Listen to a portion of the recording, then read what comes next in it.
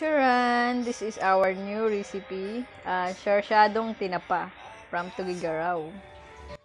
Hi guys! Good morning everybody! So ayan, for today's video ay magluluto nga pala kami ng sarsyadong tinapa from Tugigaraw. At ang unang gagawin ay hihimayin yung tinapa, tatanggalin yung mga tinik, tsaka ipiprito or isasangag. So ayan, nakapagpainit na si daddy ng kawali na may mantika, and then nilagay na nga rin yung tinapa. So isasangag lang yan ni daddy. Ayan.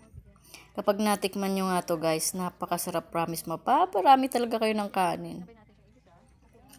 Thank you nga pala sa laging nagbibigay sa amin ng tinapa from Tugigaraw.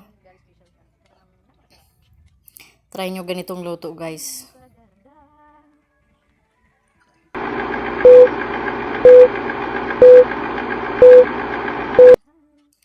So, ayan na guys, hahanguin na. Ihahango na natin.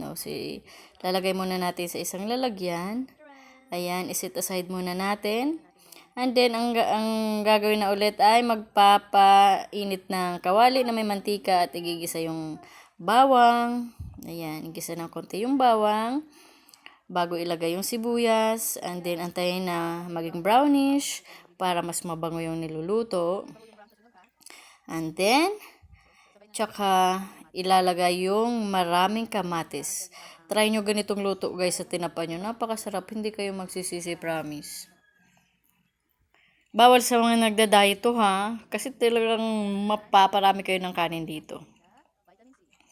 By the way, thank you for watching. Shout out to all our viewers. Don't forget to like and subscribe for more videos. Thank you so much guys. Love ya. So ayan guys, kunting kimbot na nga lang ay luto na siya. At ayan nga pala guys, nilagyan na ni daddy ng asukal. Ang ingredients nga pala nito, sibuyas, bawang, kamatis, asukal, tsaka syempre yung tinapa from Tugigaraw. Or kahit saan galing yung tinapa nyo, pwede na yan, basta wag yung masyadong maalat, ha? So ayan, kunting kimbot na lang at luto na. So, ayan. Let's eat! So, ayan na guys, kakain na nga pala kami. Thank you for watching. Ito na yung finished product ng aming sarsyadong tinapa.